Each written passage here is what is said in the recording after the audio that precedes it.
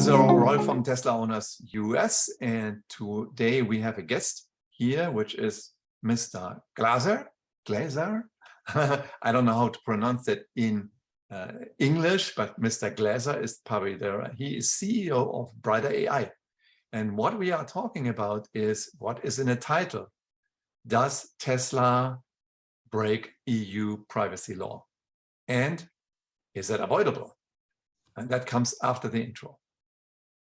Wake, hear the birds and see the sun. Side by side our fears are done. All the good times just begun.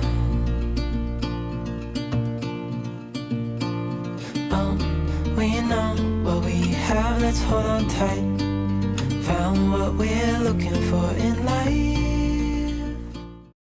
Okay, guys, so we are ready, and we invited Mr. Glaser, the CEO from Brighter AI, about some privacy laws, and we want to know exactly why is it the case. So I'm just a Tesla owner since a long time, and I would be interested in this topic because I'm coming originally from Europe, and there is more privacy law is more existing and is more observed. And it started already now in California that there is a privacy law there to protect the people. And what we want to know is from our guest, Mr. Glaser from Brighter AI. Hello. And I'm asking you, please introduce yourself and what is your company doing? Yes, it's nice to be here, first of all. Good to be in your channel and your show, and looking forward to the interview. So I'm a CEO of Brighter AI.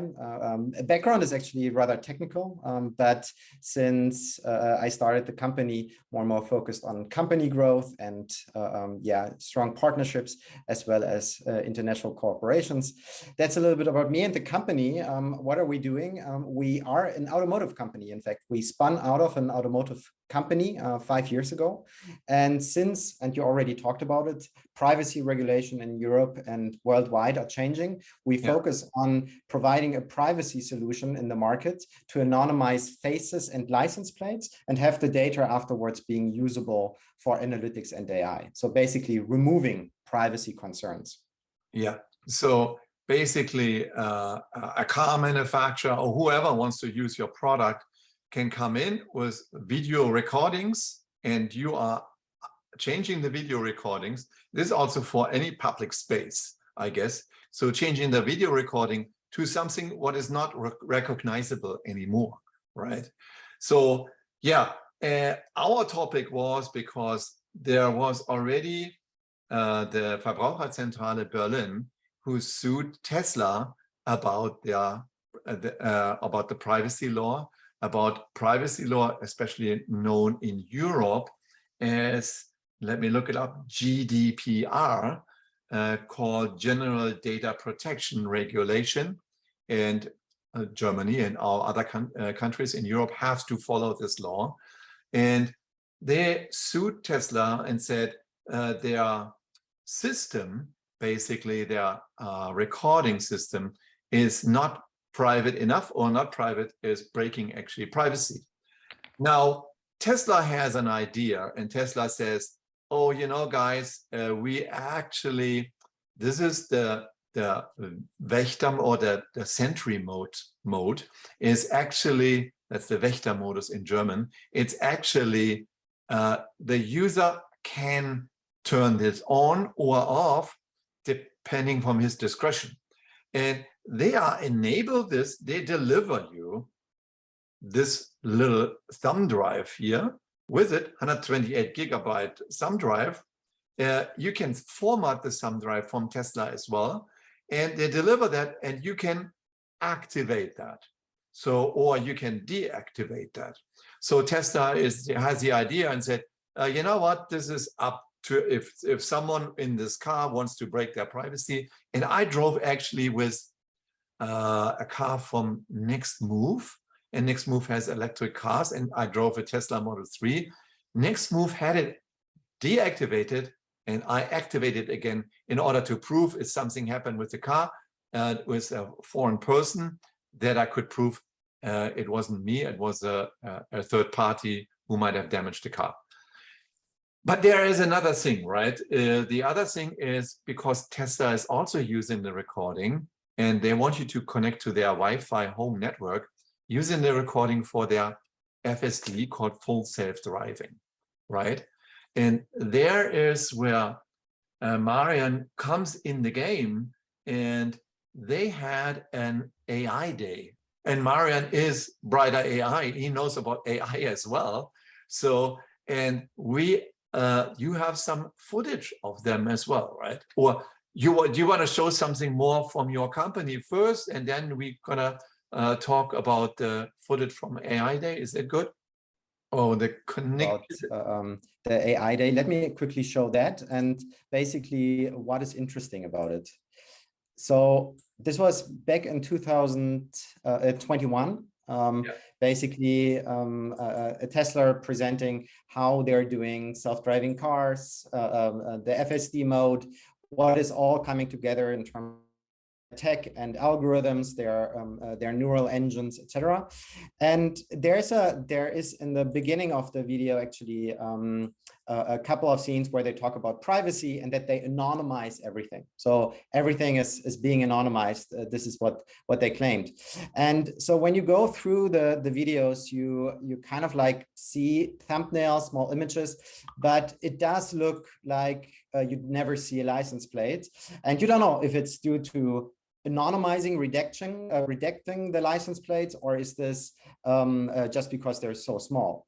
But because of the quality presented, because of the quality, yes. Yeah. And but there's a scene at 1:17 where they actually go full view, and the full view then shows that at some point it does not really look like they're really blurred. Actually, you start seeing here outlines, and I'm not sure if it actually gets through in the through the sharing, but here, this license plate, you start actually recognizing the concrete characters. Yeah, can you read that license plate?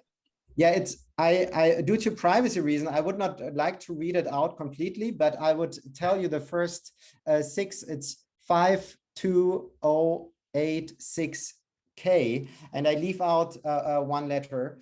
Yes. But effectively, I would now be able to actually look up this person and try to find out who's owning it, what's the neighborhood he's living in, etc.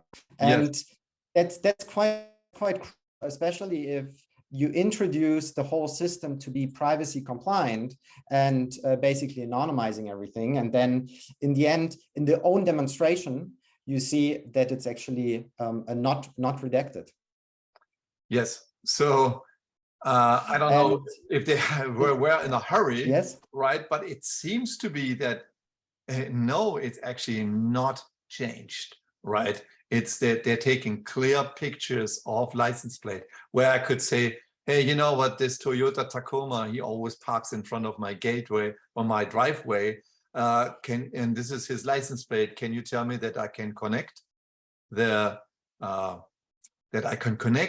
that driver and inform him that he is parking in front of my driveway and he would please remove his car. No. And this is how easy you would get actually the address and the driver and maybe the phone number of that person in the US, right? So they demonstrated for themselves that they are not compliant, actually not compliant against probably European privacy laws. Do I see that right? And they probably you said there is a privacy law in the US as well, in California, and this was a Californian license plate, right? Exactly. It was a Californian license plate. So it is also in California now a legal issue recording this, especially everyone in California has the right to be forgotten. So in terms of their data. So if someone in California calls Tesla and says, this is my number plate, delete it from all of your data, then Tesla would need, by law, to go through all the databases, try to find the license plates, which we know they have an original, they don't delete it, and would need to delete the video frame. So it's actually quite tricky for Tesla, and there is a good reason why there are basically even here not using redacted and anonymized data, because the problem is with all these applications and neural networks, they need to have the best quality of data possible. So this is why cameras are important Yeah. what type of cameras, how they're positioned, and also the quality of the picture itself needs to be as good as possible for the vehicle to clearly understand what's going on. And what you would do traditionally, you would put like or blurring on top of data, yes. and pixelate it. And this damages the data to a way that afterwards, basically, not everything can be understood in the same quality with the same degree and precision anymore. So Tesla cannot really do a privacy protection in the old way and in the way that you used to do it by basically pixelating it. Yes. And you asked me if I want to show the AI Day example or what we do. I think now it makes sense to show what we do. Yes. Actually.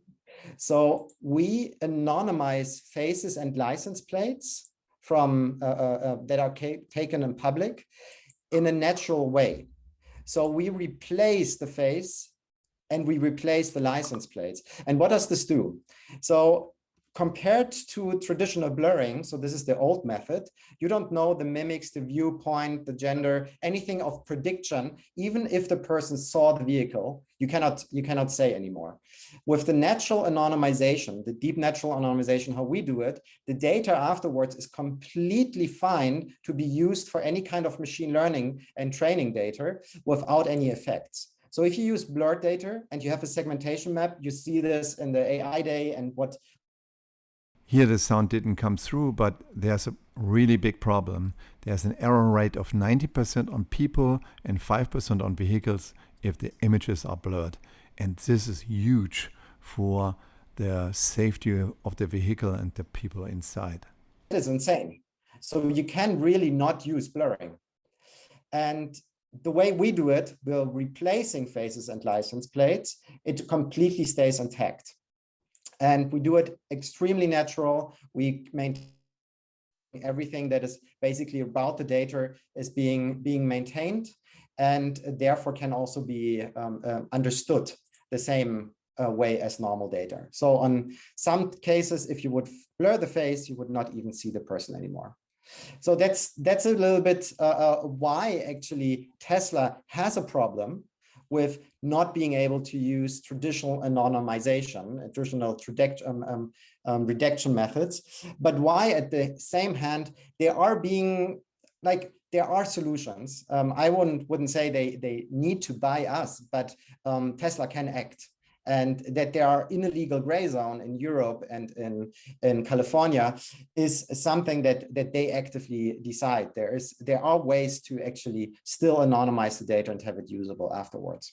Yeah, what I heard also is there's another big car company has already, I can say it, Volkswagen, they have already paid 1.1 million euros, which equals to dollars now, for violating one of those laws, and they admitted and they paid already. So there is a fine related to this if you get caught. So is that correct? It's generally correct, and this is when it comes to personal information in Europe, or so-called PIIs, you cannot capture them or store them without consent. So you need to have actively the permission of the data to be collected. And you know this when you browse the web and you land on a European web page, and you have all these cookie banners that you need to accept. Yes. In real life, you cannot do this. right? In real life, when there is outside a vehicle, you cannot ask everyone to have their consent and to allow the data to be used. So, and even though the Volkswagen case is a little bit different and it's from 2019, it's all about how do you handle the data when it's containing personal information, personal identifiable information. Yeah. And the best way is to remove personal identifiables like faces and license plates, remove them, because this complies with the data minimization strategy of GDPR. So to reduce it to a maximum. And this, for example, Tesla is currently not doing with their Sentry mode. And what is the legal case that was now started against Tesla is interesting, because it's not actually only about whether whether it's legal or not to record it with a Sentry mode, but the question is the Sentry mode even possible to be legal? So if you have a product in the market that is by default not being able to be used in a compliant way, then the product itself is not compliant. So the problem will be for Tesla to explain why can you even use the Sentry mode in a compliant way. So and the only way I can think of is that you turn on the Sentry mode inside of your garage, because then you can ensure that nobody outside is actually being captured. That's the only way how to use it compliantly. And I'm not sure if they will. But this is the only time when I turn it off, because they are safe in the garage. So I basically can use it. There's another way. You turn it on, but you wait around the car and you ask everyone that is being captured if he's fine with it. That's the other option. Yeah, but that's not feasible. Really. That's not feasible. Yeah. Okay, good. Now, can you tell us a little bit more about the paragraphs of the law of GDPR, of the General Data Protection? So what are they requiring actually? You told us a little bit more already. Can you tell us a little bit more? Yeah, so it's the core concept of it is that it's an opt-in regulation. So you actively need to say, I'm fine the data to be used. And this completely changed with the GDPR, the idea that you don't have to basically find the box in your settings to not collect the data anymore, but that you have to be asked. And since this changed the perspective that always the user needs to be asked, there were other things that came with it. One, I already mentioned it, the right to be forgotten. So yeah. Even if you allow the data to be used, you have your whole life, and even your descendants, they can, in fact, ask the company to now delete it, even though you accepted it before. But it's your data; it's your right to say what is going to happen with it. The other one is that by the GDPR, it can only be used for the purpose that you accepted it. If you accept a cookie on one web page, and in the cookie notice that almost no one reads, the data is only be used for this one platform, then they are also only allowed to use the platform that you accepted it with. If they would pass it on to another platform, or if this company is being bored, that you didn't allow. And that's another fundamental concept. Also, that you would have to get the permission also for a third party to use this data. Exactly. Either you already at the beginning basically ask for another third party, but you cannot later on change the terms. Oh, so I'm gonna see some problems with Meta as well, Facebook, where they are going to sell data as well. Right, so they're collecting a lot of data and then they are using it and selling it to third parties. They analyze the data and then they are selling it again. So they would have to ask me, that third party, also for the permission to use my personal data. Yeah, okay, I understand. And Meta might even have another problem, also already mentioned data concept. A company should do everything they can to minimize the data to the minimum they actually need. So you cannot just hypothetically, because everything is interesting, collect everything just because of. So you need to have some kind of valid reason for it, or you minimize the data to what you actually need. And for all these companies that are very, very data driven, this is of course a trade-off, because they cannot collect data where they don't even have a use for. So they have to have a valid reason for it. They have to get the consent, and then afterwards they cannot change what they do with it if it wasn't allowed in the beginning by the user. Yeah, that can be really a problem. So now let's ask, what is your company doing about it? So how is your company? So let's say, can Tesla make it right?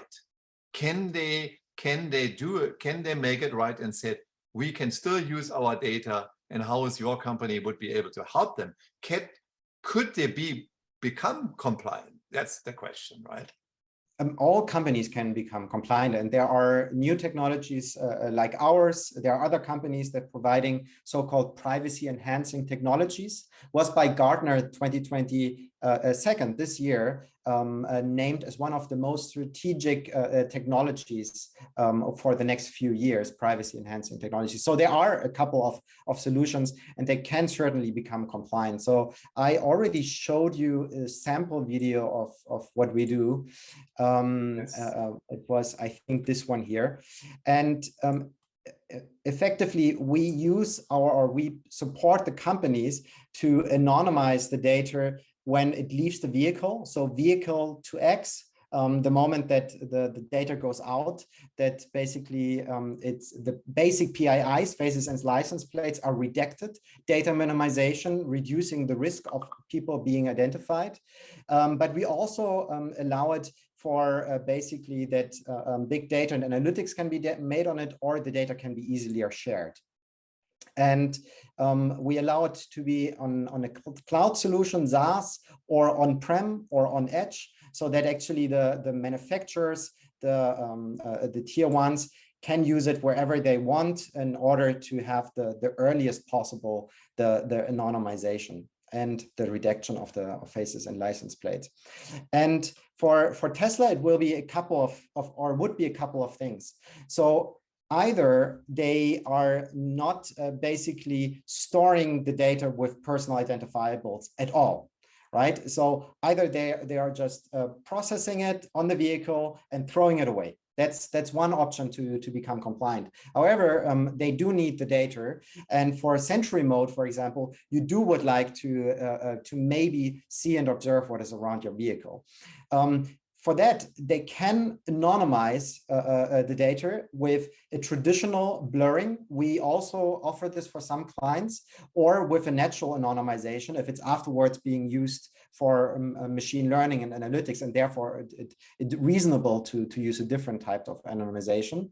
And make sure that anything that goes basically into development that is being used is redacted before. And I show you a short video. Do you know this? This is my car with my trailer. Yes, that's your car with your trailer. Yes, and trailer, and that's our license plate. How comes that you have a duplicated trailer in California? Yes, that's funny, right? Because it looks like a Californian license plate of our trailer. Yeah. I don't. And there's one more, just as a gimmick. We synthetically overlay the data in order for natural processing, but we can also play with it a little bit. Have you seen this? Oh, my logo. That's even better. Yes. So for you, it would be even better for companies that want to use the data. They do not want to have distractions, but I think it does look kind of nice. Yes. And then, wait, do you recognize this person? No.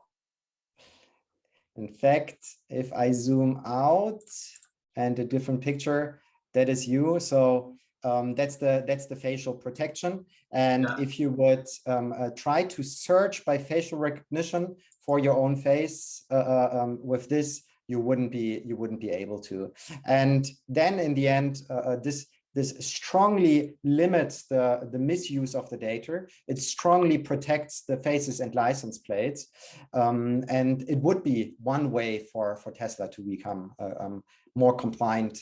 And when they're sending out data and they're currently not anonymizing it, which it looks like in the AI day, to actually be legally on the road. So let's wait for the next AI day if they fixed it or not, right? Well, they did say in the video that they anonymize everything, and they didn't. So I don't know. So yeah, what they're thinking about anonymizing is the VIN number, which is connected to the recording, is being removed to a sequential number, and so they cannot trace it back. But the people recorded there and their cars recorded there on the street they're driving, that is recognizable, and that's what we are talking about. The correct? Yeah. Yes, that's correct. So under these circumstances, I think they have a big stance when the law is being when the judge is making his decision for the privacy law here, that they could come really in complications, in really hard complications, because they would have to prove that it's not the case. Is that correct? Exactly. They would have to prove that you can use the Sentry mode in a compliant way, and that will be difficult. And if they actually violated already the GDPR, then they can be fined by 2% of their yearly income, of their yearly revenue, actually. Oh, that's quite a lot. That's a lot. That's quite a lot. They're gonna be selling 2 million cars, let's say, by, even when it's low, by $50,000. This is quite some amount. Yeah. Yes. Hey, we hope that everything works out there with them, and maybe they come back to you and ask for protection. So to protect. Good. Hey, thank you very much for the interview. And well, it was very interesting. And you are working on a very interesting topic. And I'm always for privacy. And that was a good idea. So, all right. Thanks for all my users for subscribing. Thumbs up, subscribe to the channel, and talk to you next time. Bye-bye. Thank you very much. Thank you. Bye. Bye.